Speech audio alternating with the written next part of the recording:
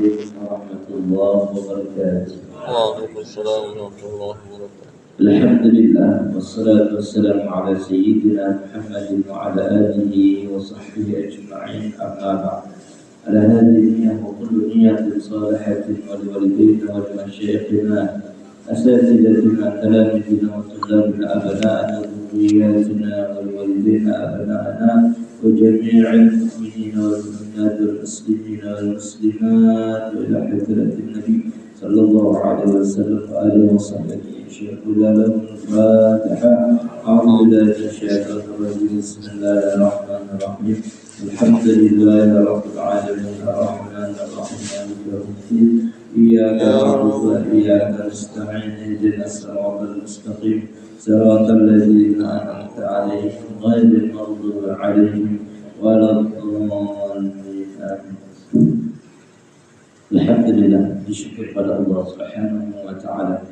Salawat dan salam untuk Habibuna Muhammad sallallahu alaihi wasallam, seluruh keluarga, kerabat, sahabat serta beliau hingga akhir zaman kelak. Jemaah sekalian yang dimuliakan oleh Allah. Alhamdulillah, kita tidak akan lama lagi akan menjelang Idul Adha. Eid itu artinya adalah perayaan. Adha itu artinya adalah pengorbanan atau penyembelihan. Jadi di hari itu kita akan merayakan perayaan penyembelihan, yang artinya di sana ada binatang kurban yang dikorbankan. Kurban itu dekat dengan kata qurba yaqrubu, dekat artinya. Kurban artinya adalah pendekatan yang sempurna. Jadi salah satu cara kita mendekatkan diri kepada Allah adalah melakukan ibadah kurban bagi yang mampu dan memungkinkan. Bagi yang tidak, maka bersama-sama mendoakan agar kurban itu diterima oleh Allah, karena nanti itu menjadi amal sedekah kita juga. Dari kurban kita kemudian bagi dagingnya, kemudian kita di sana bersama-sama saling membantu sebagainya. Ada nilai-nilai ibadah yang dibangun dalam ibadah kurban. Maka kemudian kita dianjurkan sebagai sunnah muakkad.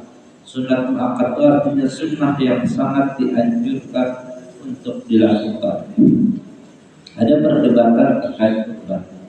Ada orang yang bertanya, kenapa binatang kurbannya hanya seperti sapi, unta, kambing, domba, bahkan dalam Quran itu lebih kepada kibas atau seperti domba. Kenapa kemudian ayam sebagai binatang ternak itu tidak bisa dikurbankan? Padahal sama-sama binatang ternak, kayak sapi, ternak dan sebagainya. Apakah memungkinkan ayam menjadi binatang yang bisa dikorbankan? Maka terjadi perdebatan ulama yang kemudian diantaranya disimpulkan bahwa dalam Quran yang disebut dengan al-an'am itu binatang ternak, itu tidak disebutkan dajjaj, tidak ada istilah ayam. Yang ada cuma tadi sapi, unta, kambing, sehingga kemudian ayam tidak bisa digunakan meskipun binatang ternak dalam pahaman kita, maka kemudian tidak bisa digunakan untuk ibadah kurban yang umumnya kita lakukan. Meskipun ada juga yang berpendapat itu mungkin berdasarkan riwayat dari Ibnu Abbas, cuman itu tidak disepakati oleh ulama pada umumnya. Maka kemudian ayam tidak menjadi bagian yang diutamakan dalam ibadah kurban. Lalu di antara ulama kita bersepakat, berbeda pendapat juga. Ada yang membolehkan satu kurban itu 7 orang melakukannya, ada yang tidak. Maka ini kita, masyarakat kita pada umumnya mengikuti yang membolehkan, bahwa ketika kita berkurban bisa kita bersama-sama dan satu kurban dilakukan oleh 7 orang. Dari situ kemudian diharapkan yang tidak mampu bisa bersama-sama melaksanakan ibadah kurban. Bagi yang sangat tidak mampu sekali, maka sebenarnya Rasulullah sudah memasukkan niat beliau ketika berkurban untukku dan untuk umatku jasidi. Jadi kita beruntung Nabi itu sudah mendoakan dan memintakan bagi yang mampu maka akan mengikuti jejak sunnahnya Rasulullah dan menghidupkan sunnah Rasulullah.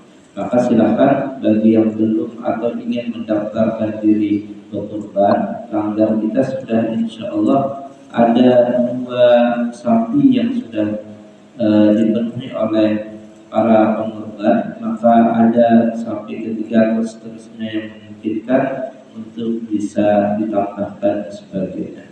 Karena itu jamaah sekalian yang ingin melaksanakan ibadah kurban di langgar kita memiliki panitia itu dan sudah diinformasikan di di WA kita dan lain sebagainya, termasuk di depan langgar kita. Mudah-mudahan kita bisa melaksanakannya dapat berkah dan menghidupkan sunnah Rasulullah Sallallahu Alaihi Wasallam dan bisa kita merayakannya dengan penuh kebahagiaan dan keridhaan Allah Subhanahu Wa Taala. Amin ya rabbal alamin. Mohon maaf kalau ada salah, mari kita tutup dengan baca kifaratul majlis. Subhanallahumma wa bihamdika asyhadu an la ilaha illa anta astaghfiruka wa atubu ilaik. Assalamualaikum warahmatullahi wabarakatuh.